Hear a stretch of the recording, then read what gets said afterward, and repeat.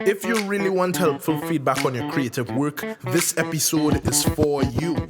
If you're doing a song and you've paid for studio time, instrumentalist, mixing and mastering, don't then go and get feedback from your peers. That makes no sense. Here's what's going to happen. You're going to get that feedback, and if it's critical, you're going to ignore it. Get the feedback from the trusted peers before you pay any money. Hey, so why you sending that for me? Is it actually that you feel a critique you get hand from me, go help push you to the mastery that you seek? Or is feedback amiga euphemism and your genuine mission is seeking flattery? Be frank with me, let me bless the studio. Fix up the microphone, check 1, 2, 3, go. Sure. This is Udo Ibeleme, your host, and welcome to the show. Preach Jesus. Alright, so let's start with some Bible, shall we? 1 Kings chapter 12, verses 1 through 19. Then Rehoboam went to Shechem, for all Israel had come to Shechem to make him king. Now when Jeroboam the son of Nebat heard of it, he was living in Egypt, for he was yet in Egypt, where he had fled from the presence of King Solomon. Then they sent and called him, and Jeroboam and all the assembly of Israel came and spoke to Rehoboam, saying, Your father made our yoke hard. Now therefore, lighten the hard service of your father and his heavy yoke which he put on us, and we will serve you. Then he said to them, Depart for 3 days, then return to me. So the people departed. King Rehoboam consulted with the elders who had served his father Solomon while he was still alive, and saying, How do you counsel me to answer this people? Then they spoke to him, saying, If you will be a servant to this people today, and will serve them, and grant them their petition, and speak good words to them, then they will be your servants forever. But he forsook the counsel of the elders which they had given him, and consulted with the young men who grew up with him and served him. So he said to them, What counsel do you give that we may answer this people who have spoken to me, saying, Lighten the yoke which your father put on us? The young men who grew up with him spoke to him, saying, Thus you shall say to this people who spoke to you, saying, Your father made our yoke heavy, now you make it lighter for us.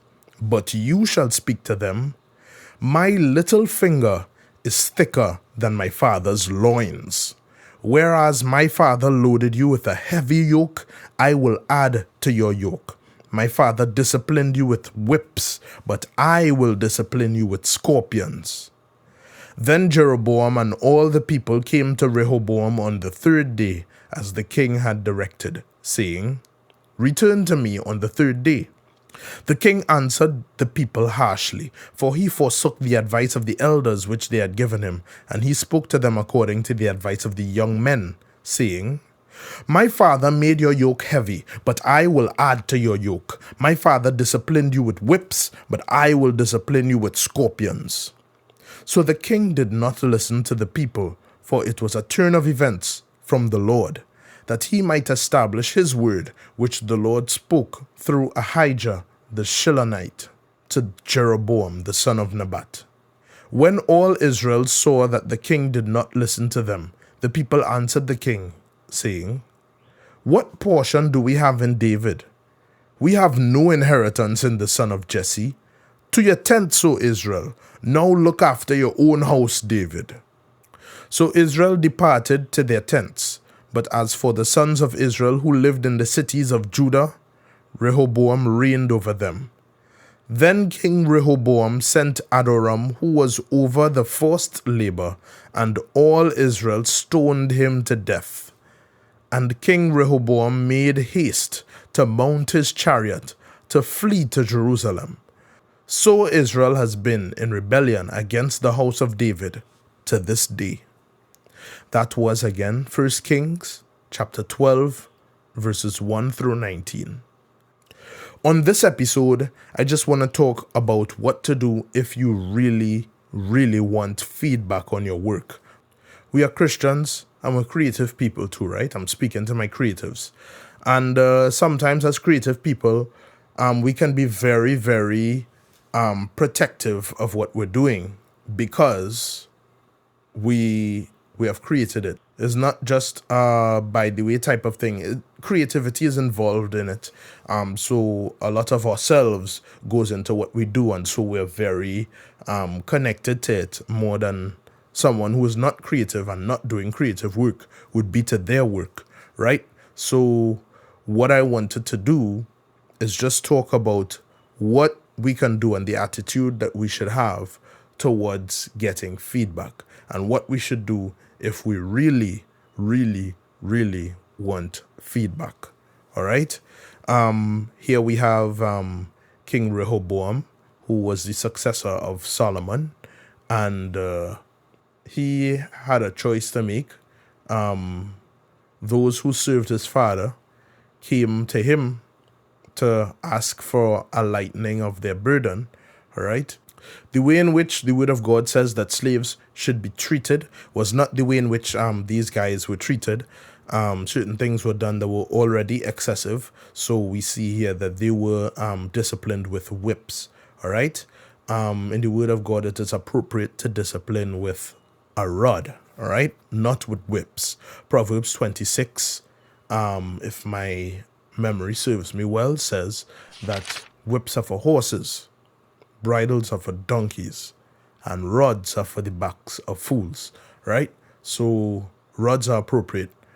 Whips, that's the way that pagans dehumanize those that are working for them. That's the way that the Egyptians treated the Israelites. That's not the way that God's people were supposed to behave, all right? But this is one of Solomon's feelings.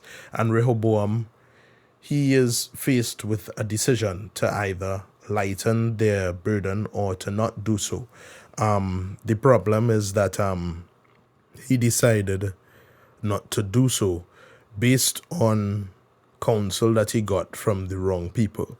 He didn't get counsel from those that lead. He didn't get counsel from the elders. He got counsel from his own friends, and he went with his friends' counsel, and in so doing, he lost most of the kingdom of Israel. Most of the kingdom of Israel he lost because of that. All right? The Bible has a lot to say about counsel, right? The importance of taking it and the type of counsel you should take. Proverbs chapter 12 verse 15 says, "The way of a fool is right in his own eyes, but a wise man is he who listens to counsel." All right? So it's good to get it's good to be able to get counsel from someone who might be a little further ahead than you in some way or the other, and would know better and be able to help you do better. All right? What else do we have here? Proverbs chapter 13 verse 20. And that says, "He who walks with wise men will be wise, but the companion of fools will suffer harm." All right? So we have this situation with Rehoboam where he had to choose between wise elders and foolish friends, and he went with his foolish friends. All right? So taking counsel is important. The type of counsel you take is important. And of course, these are general principles of wisdom which we get from the Proverbs, which means that they have broad application. So it's fine for me to also take them and apply them to our creative enterprises or creative businesses or creative endeavors. All right? Sometimes the way in which we would take counsel when we take it can be unfruitful. And I think the way that we can get around that, first of all, is talking about why we are taking the counsel in the first place. All right? So I want to talk about why we take counsel, why we're doing it. Then I want to talk about who we should take counsel from, what we should take counsel on them on, and when we should take counsel.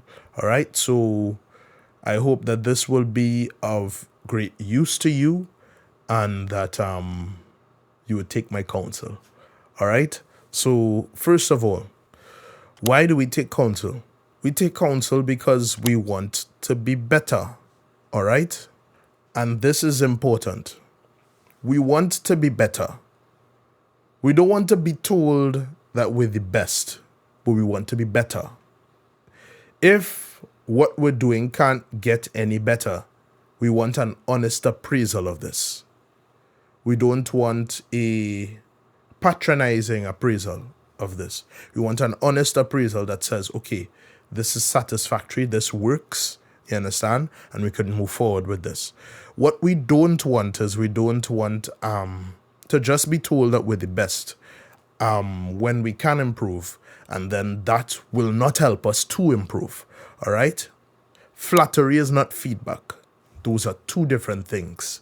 Feedback is not flattery, and flattery is not feedback. Those are two different things. Flattery can give us a dopamine hit, especially, as I said, when you're doing creative work. You're very, very connected to what you're doing, and you probably don't want to hear anything that is not positive about it. Even a neutral response might be an issue. And I experienced this personally with my wife, who is generally a very stoic person. Her trademark facial expression is the same as a blank piece of copyright paper. And so it might be difficult for me when I play certain stuff for her to ascertain whether she really likes it.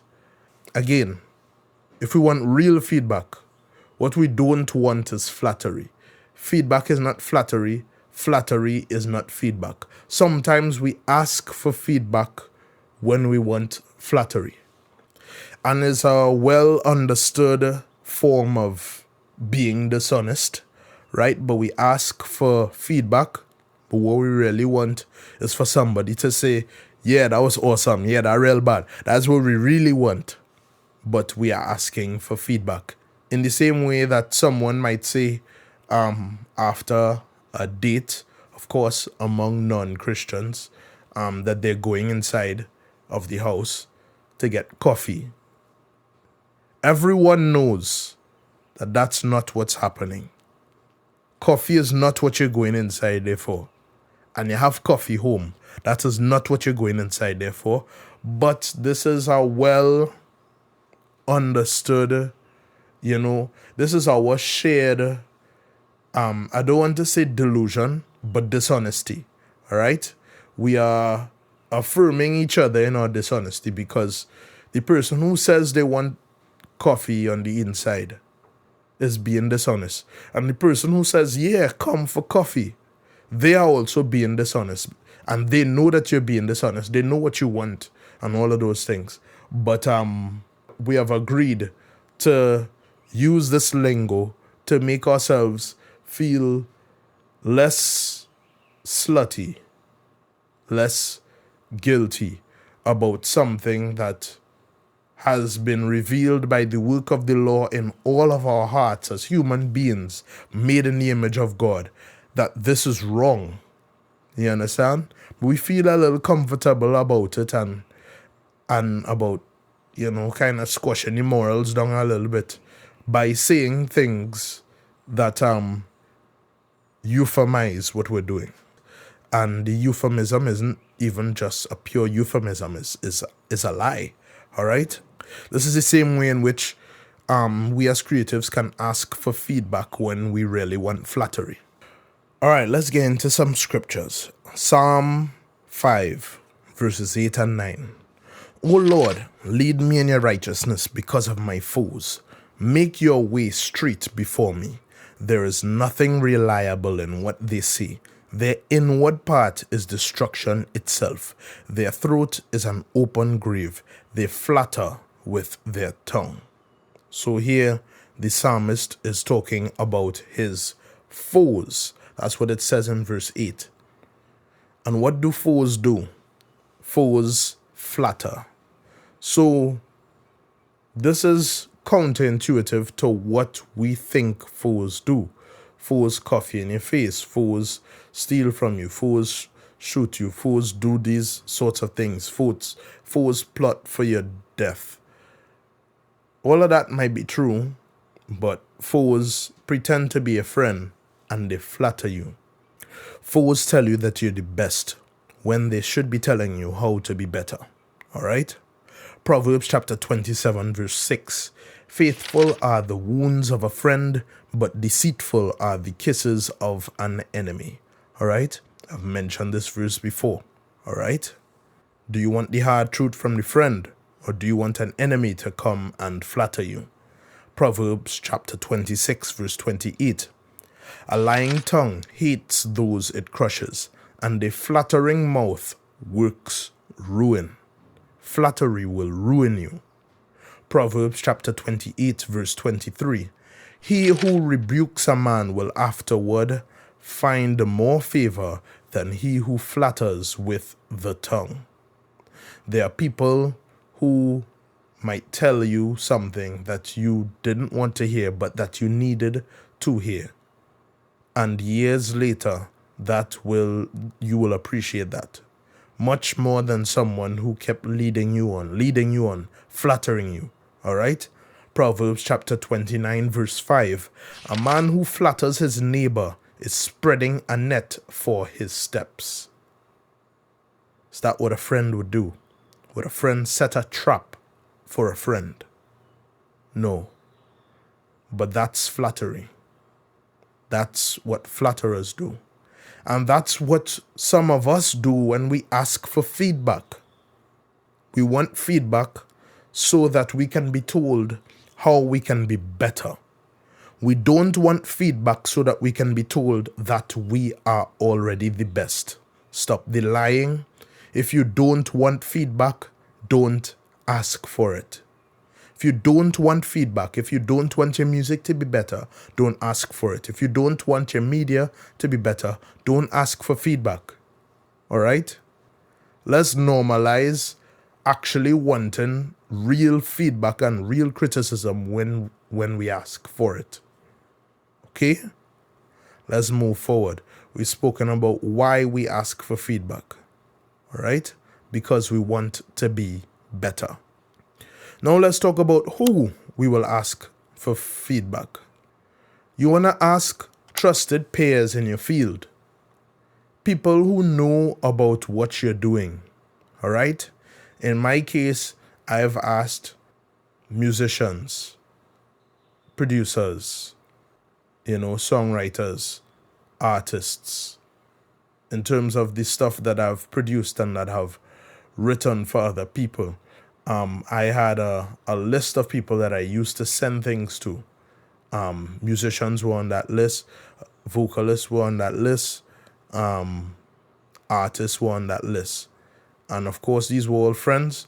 These were people who, from their own expertise, would be able to say, do this, do that.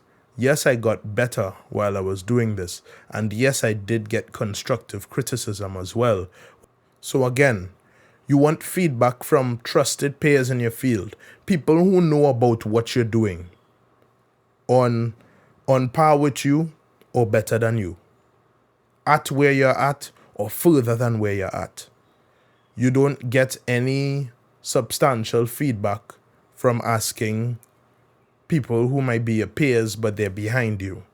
You want people who are running alongside you and people who are in front of you. You don't want people behind you. You're not going to get any help from that.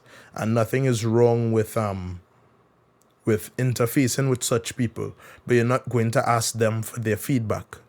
You understand what I'm saying? You're not going to ask them for their feedback. What you might ask them, and if you're not going to ask them for your feedback, then you're not going to ask your ignorant friends and family for feedback either. That's not who you're going to go to. You're not going to ask them for feedback, because what are they going to do? Now, some of them will flatter you, all right? Some of them will flatter you, and the others don't know any better, and they will just tell you that it's awesome. Because of course you can do it better than they can. They don't do what you do. You understand? They don't do what you do. There are exceptions, of course. Maybe your friends and family do what you do. All of those aforementioned people that I was talking about, those are friends. You understand? Those were all my friends. My brother Akachi, he was on this podcast a couple of episodes ago. He sends things to me for my critique and for my feedback. He is my brother, right? But I do this music thing just like him. So my feedback is valuable. I do this music thing just like him, and I've been doing it for much longer, and I have much more experience, notches on my belt, whatever you want to call it. So my feedback is valid. I have a friend releasing an album this weekend. That's Brandon Best. Emailer is the name of the album. All right. He has sent many things to me for my critique. Best knows that I'm going to give him honest critique. He knows that I see my role as his friend as an honest one. I am going to tell him what he needs to hear. I'm not just going to tell him that he's the best. I'm going to give him feedback. Even if I think the song is good, my feedback is going to be sober. You understand where I'm coming from? It's going to be sober. Very, very sober. Not because I don't like my friend, not because I don't like his music, but because I don't want him to just get swell-headed when he should be continuing to be critical of himself. I want him to always be critical of himself, and that will push him to be a better songwriter, to have better placement for his words, all of those things. All right? And that's my friend. That's what I do for my friend. All right? What I would say friends and families are useful for is split testing. All right? So if you want to get a perspective of the everyman, someone who doesn't know better, especially if you're doing something that's going to be consumed or that you would like to be consumed by the general masses. All right? You can create two options. Here, you are not trying to, and you should have already gotten feedback from the people who know better at this point, right? But you are not trying to find out from them whether the thing that you are doing is good enough quality. That's what you get your real feedback from your peers for, right? What you're going to find out is, okay, what do you think would have the better mass appeal between these two similar options, except for one thing? All right? That's what you're doing. That's what you're doing when you're getting your friends and family. You're not asking them for the type of feedback that you should only get from your peers. All right? So you get your qualitative feedback for your work from trusted peers in your field, and you use your friends and your family for split testing. All right? For split testing. That's my advice, at least. All right? And this is if you really want feedback. If you want flattery, again, this is not the episode for you. But if you really want feedback, all right, get it from your trusted peers in your field.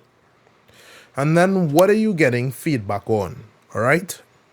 Now, we've spoken about the aesthetic standard already.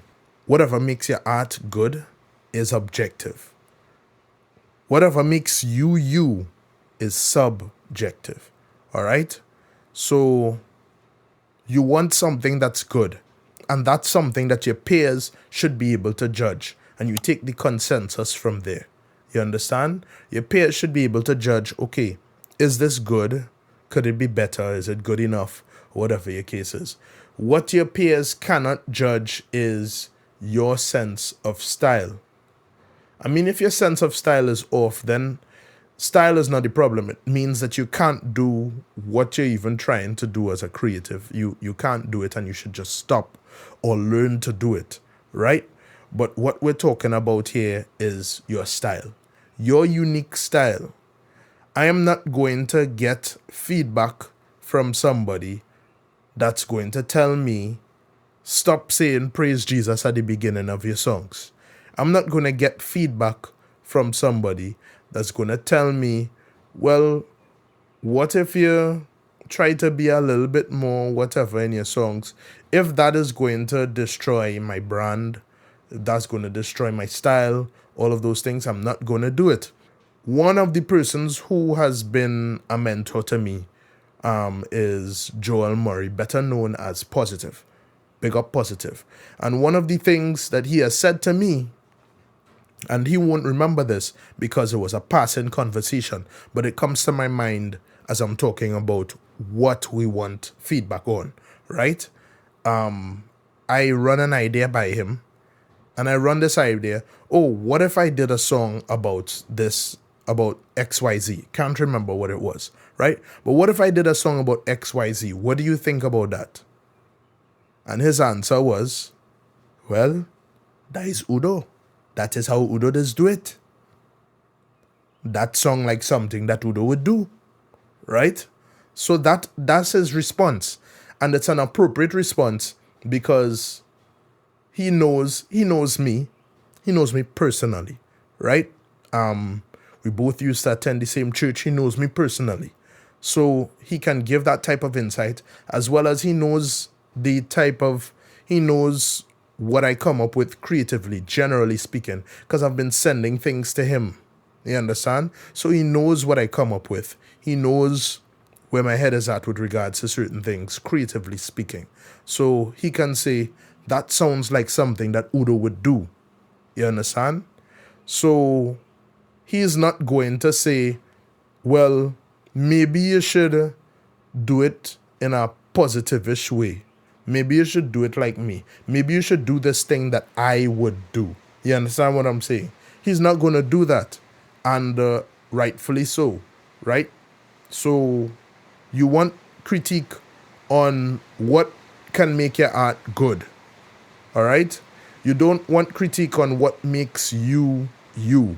All right? When? That's the next thing. When do we want feedback? And I think this might be of benefit to you guys. This is what I'm going to give you. I hope it will be helpful to you, but these are my own conclusions from my interactions with persons who have asked for feedback from me, and it has been clear that either what they would have wanted was flattery, or that there were certain sunk costs that would bias them towards not taking the feedback that would help them get better. And this is not just myself alone. I've spoken to one of my colleagues recently, and I guess we share sentiments with regards to this, with regards to persons who seem to want flattery, or it's difficult for them to take the feedback at the point in time. So I would say that if you have to spend money or an inordinate amount of effort on something, if you have to spend money, get feedback from your trusted peers before you spend any money, particularly for artists and music producers and that sort of thing. Get feedback before you pay any money. All right? I used the term sunk cost recently. Sunk cost is a business term. It has to do with something that you've already paid for, and so if you don't use that thing, rather, it becomes wastage. You understand? So you're using something because you have already paid for it, sort of thing. It's not a cost that you can walk back or that you cannot pay. It has already been paid. It seems like it's the opposite of opportunity cost, which has to do with what you forego in one option in order to capitalize on another option. What you could have gotten from that other option is your opportunity cost. Sunk cost is stuff that you've paid already. You understand? Stuff that you've paid already. So if you're doing a song, like me, you would be working on songs, and you've paid for studio time, you've paid for instrumentalists, you've paid for mixing and mastering. Don't then go and get feedback from your peers. That makes no sense. Here's what's going to happen. You're going to get that feedback, and if it's critical, you're going to ignore it. Because critical feedback means that you have to pay that sunk cost again, or some of it. You have to pay that again. Take in front before in front take you. Get the feedback from the trusted peers before you pay any money. And if you've already paid money, forget feedback. Forget making it better. It's either you're going to put it out or you're not going to put it out. Or if you are willing to wait and to pay the money to make that better, that's on you. Always remember, especially with something like music and all of these things, or a book or whatever, you cannot unpublish. We are in the information age. Once it's out there, it is out there. There's nothing you can do.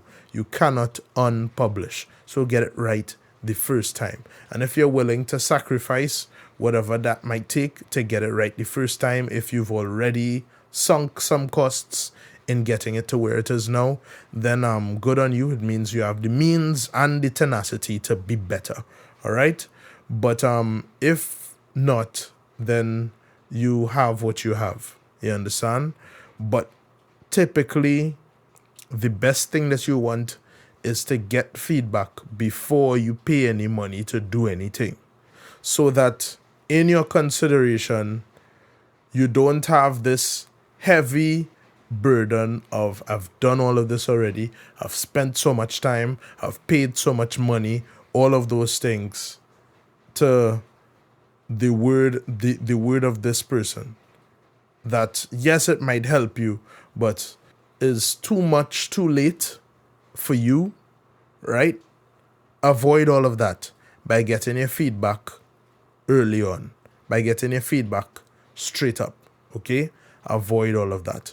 Another thing that I would say is, in order to get that weight to be on the other side, so that the feedback from your trusted peers, from your trusted advisors, that you will have more weight on it, pay for the feedback. Instead of paying for studio time, paying for all these things, pay for whatever, put the money on the other way. Put the money on the other side of the scale. Put the weight and the effort and all of those things on the other side of the scale, so that you can value the feedback more. Paid feedback is valued more than free feedback. And it might be the same feedback, but you will get more value out of it if you pay for it. Because by the time you're getting the critical feedback, you have sunk cost in that feedback. All right? If you don't take it at that point, you're wasting your money. So you see how we flipped it now. We flipped it to a place where instead of you've paid all of this already to do this, and now it's getting critical feedback. Instead, we haven't paid any of this money, but instead we've paid money for feedback. All right? So all of the weight is on this side now. You understand? And we are better able or better primed to benefit from the feedback. You understand? So that's it for today.